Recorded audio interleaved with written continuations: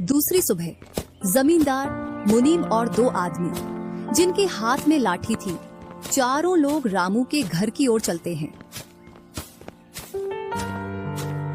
जैसे ही रामू के घर के पास पहुंचते हैं तो जमींदार और दोनों लोग थोड़ी दूर रुक जाते हैं। अरे रामू भैया, बाहर निकलो, मैं पास ही के गांव से आया हूँ। जरूर, जमींदार होगा। मैं आज गेट खोलूंगा ही नहीं। मैं तुम्हारी ससुराल से आया हूँ। तुम्हारे ससुर साहब ने तुम्हारे लिए कुछ रुपए और कुछ आभूषण भेजे हैं, क्योंकि बुढ़ापे की वजह से उनसे यहाँ तक आने की नहीं बन पा रही थी, इस वजह से उन्होंने मुझे भेजा है। इतना सुन रामू के मन में लालच आ जाता है और वे फटाक से गेट खोल देता है। कहाँ है पैसे और धन? क्या तुम्हारा ही नाम रामू है? हाँ, मेरा ही नाम रामू है। कहाँ है धन? यही पास में रखा है, चलो दोनों उठा लाते हैं। वह मुनीम के साथ चल देता। थोड़ी दूर चलने के बाद मुनीम जमींदार जी को बुला लेता है। जमींदार और दोनों लोग रामू के पास आ जाते हैं। लाओ, मेरे पैसे लौटाओ, ब्याज समेत। मैंने आपसे पैसे नहीं लिए। ये ऐसे नहीं मानेगा। अब तुम दोनों के हवाले करता हूँ, तुम चाहे जैसे इससे पैसे निकालो। और दोनों आदमी रामू को लठ से मारते हैं। रामू चिल्लाता हुआ, अरे भाई रुको, अरे भाई रुको, मत मारो, अरे भाई रुको, मत मारो।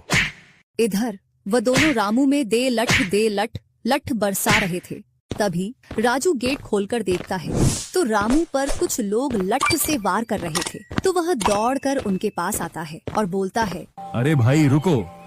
इस रामू ने आज से 5 महीने पहले मुझसे पैसे लिए रहे थे। जब लौटाने की बारी आई तो बहाने कर रहा था। कितने पैसे हैं? 2000। रुको, मैं लाता हूँ।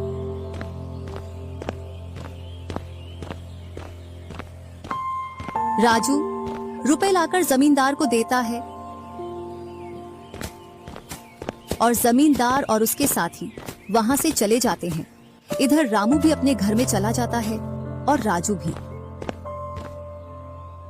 कुछ दिनों बाद दोनों भाई अपना अपना खेत खोदने के लिए खेतों पर पहुंच जाते हैं। इधर खेत खोदते खोदते राजू दौड़ते हुए रामू के पास आता है और बोलता है, देखो मुझे खेत में क्या मिला है। राजू के हाथ में हीरा देखकर रामू के मन में लालच आ जाता है और वह मन ही मन सोचता है, इसके खेत में तो और भी हीरा हो सकते हैं। क्यों ना मैं इसको मेरा वाला खेत दे दूं और इसका खेत में रख लूं, जिससे मेरे पास भी बहुत सारे हीरे हो जाएंगे। मैं क्या बोल रहा था, क्यों ना तू मेरे वाले खेत पर फसल कर ले और मैं तेरे वाले पर। इतने दिनों से तू कम जगह पर कर रहा था। और रामू राजू वाले हिस्से को खोदने लग जाता है।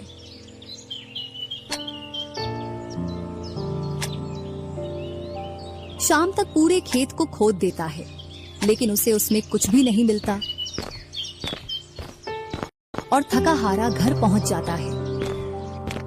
आज पूरा खेत खोद दिया, लेकिन फिर भी एक हीरा नहीं मिला। जबकि राजू ने खेत का एक कोना खोदा था, उसमें ही उसे एक हीरा मिल गया। अच्छा, आप अगर ऐसे ही मेहनत करते रहे तो एक दिन आपको भी बहुत सारे हीरे मिलेंगे। बातों ही बातों में रामू की नींद लग जाती है। तब वह बोलता है, आज जैसी नींद मुझे कभी नहीं आई। हाँ, अगर तुम ऐसे ही मेहनत करते रहे तो आपको रोज ऐसी नींद आएगी। और रामू उसे वर्ष राजू की तरह अपने खेतों में मेहनत करता है और दोनों की फसलें बराबर निकलती हैं, जिससे रामू के चेहरे पर अलग ही चमक दिखती है। एक दिन चारों लोग साथ में बैठकर खाना खा रहे थे। क्या सच में उस दिन खेत में से हीरा निकला था? हाँ भैया, निकला था ना। जो आज आपके घर में, उसकी वजह से कई सारे हीरे रखे हैं।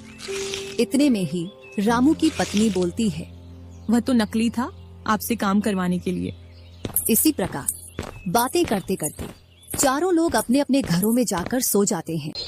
सुबह होते ही तुम दोनों को राजा साहब ने राजमहल बुलाया है। वह दोनों भाई सेनापति के साथ चल देते हैं। अब पता नहीं कौन सी आपदा आ गई। कुछ नहीं, कुछ अच्छा काम होगा, तभी तो हमें बुलाया है। दोनों राजा के पास पहुंच जाते हैं। हमने सुना है इस वर्ष तुम्हारी फसल सबसे अच्छी निकली है और आपने इस बार सबसे ज्यादा राजकोष में कर दिया है। इसी का आप दोनों को इनाम दिया